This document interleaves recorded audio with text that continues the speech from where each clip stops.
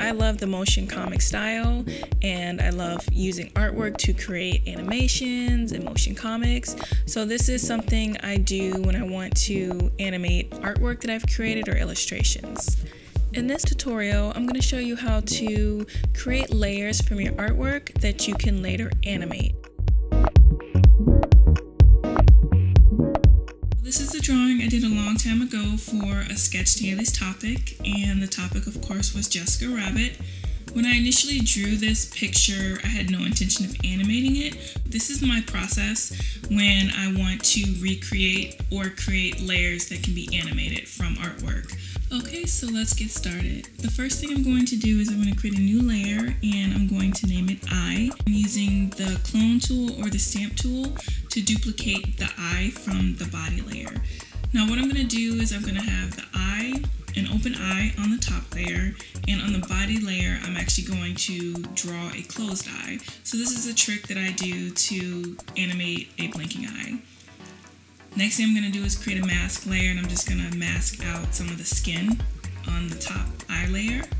And the reason I'm using a mask is because if I do decide to, edit the skin layer or edit that layer, I don't have to recreate it, I can just edit the mask layer. Now what I'm doing is I'm just drawing the closed eye on the body layer. And a nice thing I like about this is there's no one set way to do this. It's just finding a process that works best for you. My workflow changes a lot. It's just whatever I like to do at the time. This is the fun part to me. It's just recreating layers that can be animated.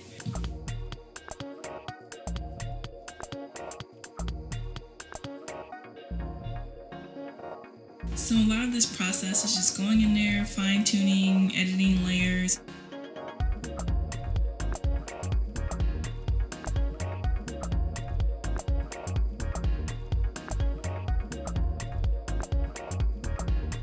I'm just fine-tuning it until I'm satisfied with the way it looks.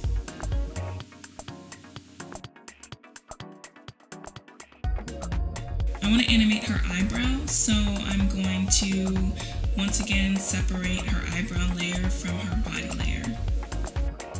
And this time I'm going to use the selection tool to kind of select the eyebrow area. This is another way that I recreate layers at times.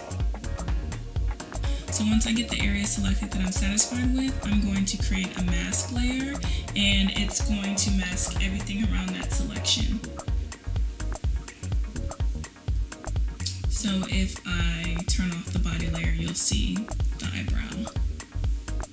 So now what I'm going to do is just kind of fine tune this area with the paintbrush or with the brush.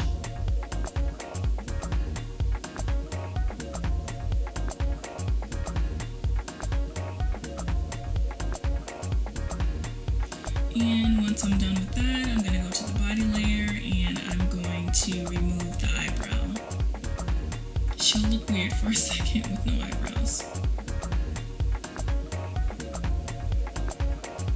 This step is really important. If you don't remove the bottom layer, then if you animate her eyebrow, it's going to look like she has two eyebrows. So you definitely want to make sure whenever you remove a layer that you draw on the original layer. So for example, I removed her eye layer, and then I drew a closed eye on the body layer. And I'm removing her eyebrow, so I am drawing skin where her eyebrow would be on the body layer. Now I want to animate her little dreadlock, so it can kind of rotate in the video. What I'm going to do is I'm going to use the lasso tool to select the region that I want to use for her dreadlock. I'm going to copy it, and then I'm going to create a new layer and paste it on that layer. After that, I'm just going to use the brush tool to kind of recreate the dreadlock.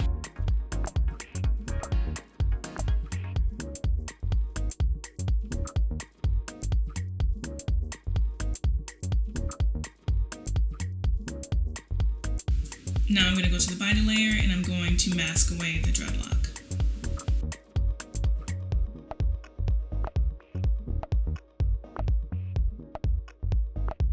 Now the next thing I'm going to do is rename the layer, and I'm going to drag it underneath the body layer.